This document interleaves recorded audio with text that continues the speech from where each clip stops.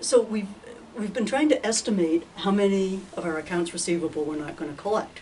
And we did the percentage of receivables method.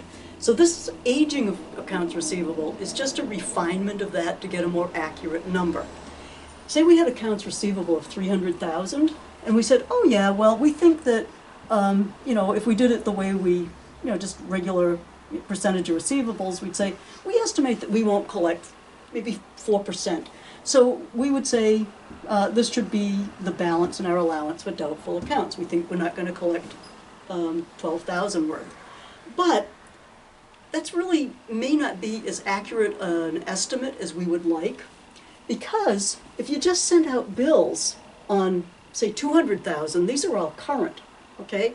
So chances are you're going to collect a pretty good percentage of those, probably a lot higher percentage of those than you are of these that have been outstanding for over 90 days. So what we do is we're probably going to collect, based on past experience, maybe we won't collect 1% of these. Maybe 1% will be uncollectible. So we'd go the 200,000 times 1%. And then when we get the ones that are a little bit past due, maybe the percentage we won't collect would go up a little bit on those, maybe up to 3% on, that batch of them, which would end up being 1,500.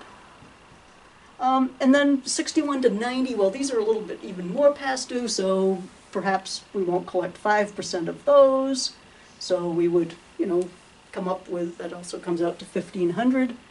And then when you get up to the 90 plus, well, all right, so maybe it's 10% of those altogether that will be uncollectible. So that would be 2,000. So now when we sort of do it this way, we would go 2 plus 15 plus 15 plus 2, and we would get estimated uncollectible accounts of 7,000 rather than 12,000. This 12,000 that we got, just using, sort of 1%, would assume that they're all sort of the same amount collectible. And as you can see from the aging, it's really not that the case. Based on past experience, this is going to give us a better estimate of how that works. So this may look a little bit more confusing than the other method, but it's going to give you a better result.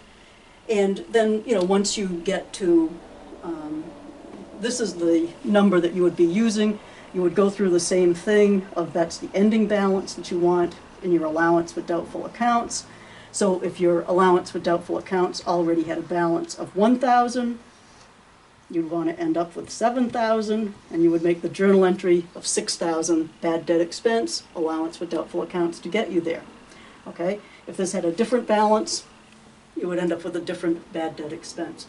So that's your aging of accounts receivable.